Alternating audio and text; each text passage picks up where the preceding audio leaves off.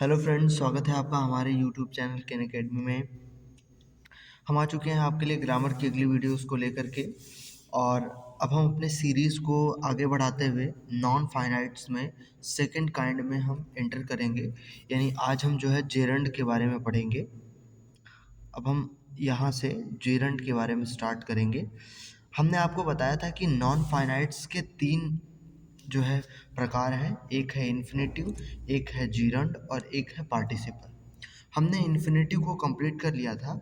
अब हम जीरंड और इसके बाद फिर हम पार्टिसिपल को कंप्लीट करेंगे।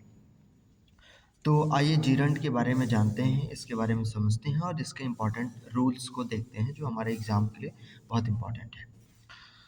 सबसे पहले आपको एक बात बता दिया जाए कि जो जीरंड होता है वो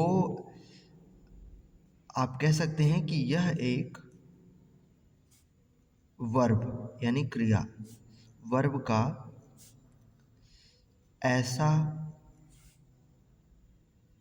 ऐसा रूप है जो वर्ब प्लस आईएनजी यानी उस क्रिया में आईएनजी जोड़कर बनता है, से बनता है। यानी जीरंड को आप कह सकते हैं कि यह एक वर्ब का ऐसा रूप होता है जो वर्ब प्लस आईएनजी से बनता है। और एक और चीज इसमें है कि यह नाउन का कार्य करता है, कार्य करता है, करता है। इसीलिए इसका एक और नाम है जिसे हम कहते हैं जिसे हम कहते हैं वर्बल नाउन। इसको हम वर्बल नाउन भी नाम देते हैं और ये नाम हम इसलिए देते हैं क्योंकि ये जो जीरंड है यह नाउन का कार्य करता है। जीरंड बनता कैसे है? जीरंड बनता है वर्ब में आईएनजी लगाने से बनता है। जैसे हम कई सारे एग्जाम्पल्स को लेते हैं और समझते हैं। मान लेते हैं कि आपने कहा कि वे लोग खेलना शुरू कर दिए, दे बिगेन प्लेइंग।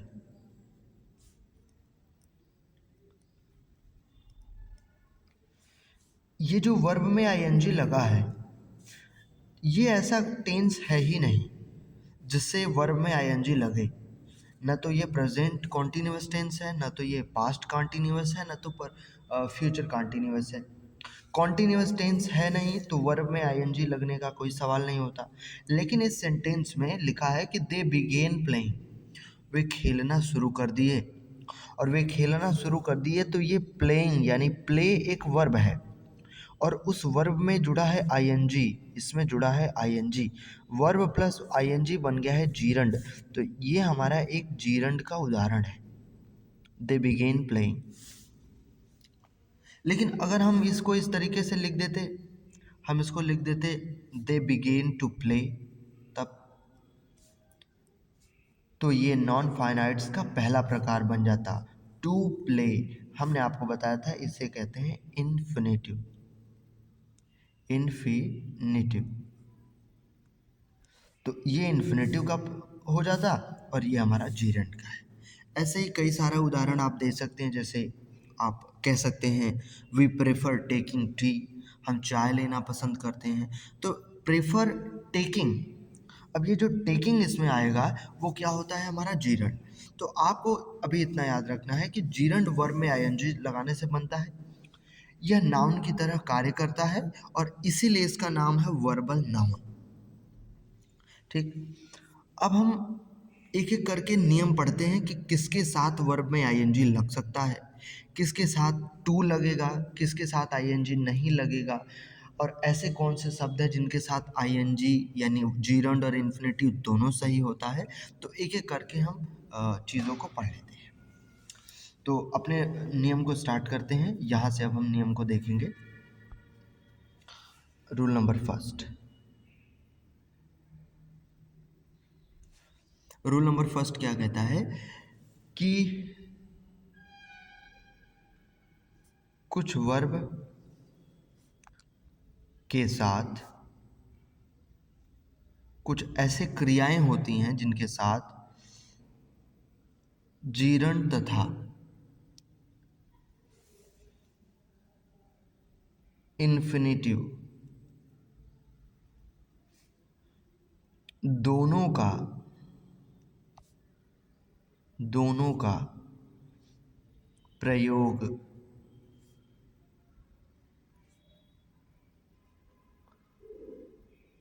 कर सकते हैं। दोनों का प्रयोग कर सकते हैं। कौन कौन से वर्ब हैं? उस वर्ब में सबसे पहले आता है एडवाइस। ऊपर आपने एक एग्जाम्पल लिखा है प्ले का, वो भी इस वर्ब के अंदर आ सकता है, प्ले। मैंने आपको एक और एग्जाम्पल बताया था प्रीफर। प्रीफर वर्ब जो है वो भी इसके अंतर्गत आता है।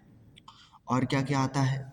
और आप लाइक लिख सकते हैं, आप लव लिख सकते हैं, आप नीड लिख सकते हैं, और आप फॉरगेट लिख सकते हैं, आप अलाउ लिख सकते हैं, आप एग्री लिख सकते हैं, और आप कंटिन्यू लिख सकते हैं, continue.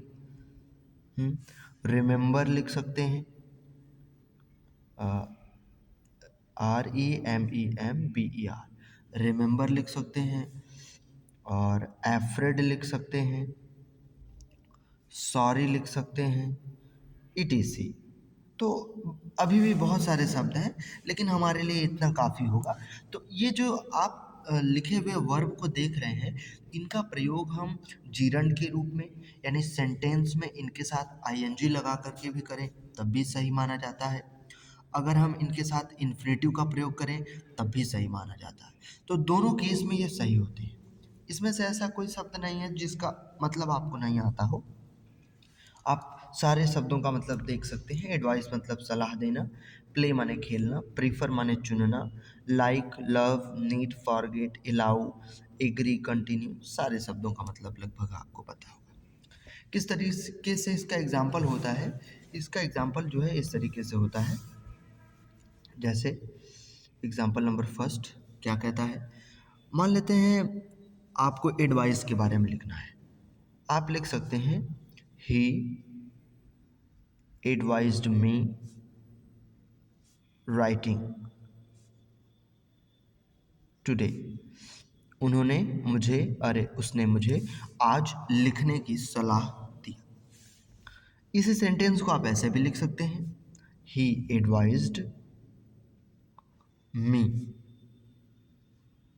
Advised me to write today.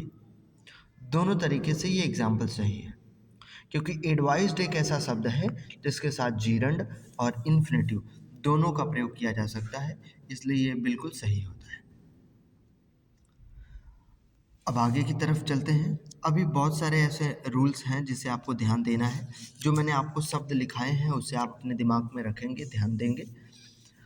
तो आते हैं दूसरे रूल की तरफ, rule number second. Rule number second क्या कहता है? रूल नंबर सेकेंड कहता है एफ्रेड के बारे में। एफ्रेड के साथ हमेशा ऑफ प्रीपोजिशन का प्रयोग करते हैं। लेकिन अभी पीछे हमने आपको एफ्रेड शब्द लिखवाया और ये बोला कि इन शब्द के साथ आप जीरंड भी यूज़ कर सकते हैं, आप इन्फिनेटिव भी यूज़ करेंगे। तो एफ्रेड के साथ आप अगर इन्फिनेटिव यूज़ करेंगे तो आपको टू लगाना पड़ेगा, क्योंकि इन्फिनेटिव लगाने का मतलब कि टू ऐड करना पड़ेगा। तो एफ्रेड के साथ तो लगता है ऑफ प्रीपोजिशन, लेकिन अब वहाँ पर आपको टू करना पड़ेगा। तो इसलिए ये नियम काफ़ी इम्पॉर्टेंट है। तो हम देखते हैं कि पहले एफ्रेड का प्रयोग जीरंड के साथ कैसे होता है। मतलब जो पहला चीज़ होगा हमारा वो क्या होगा? एफ्रेड। एफ्रेड किसके रूप में? जीरंड के रूप में। कैसे होगा? जैसे आपको कहना है कि उसे पकड़े जाने का डर है, ये सेंटेंस आपको कहना है। तो आप किस तरीके से कहेंगे? आप कहेंगे she is she is afraid of getting caught। यानी जब एफ्रेड का सेंटेंस जीरंड का बना होगा तो उसके साथ हमेशा ऑफ प्रीपोजिशन और उसके बाद वर्ब में आईएनजी। लेकिन अगर एफ्रेड का प्रयोग आपने किसके रूप में करना चाहा, इन्फिनेटिव के रूप में किया, तब क्या हो जाएगा? जैसे मैं कूदने से डर गया, I was afraid of, I was afraid, sorry अब तो यहाँ पे टू लगेगा, I was afraid to jump. और ये एग्जाम्पल हो गया आपका इन्फिनेटिव का। तो एफ्रेड के साथ ऑफ प्रीपोजिशन भी लगता है, एफ्रेड के साथ टू प्रीपोजिशन भी लगता है।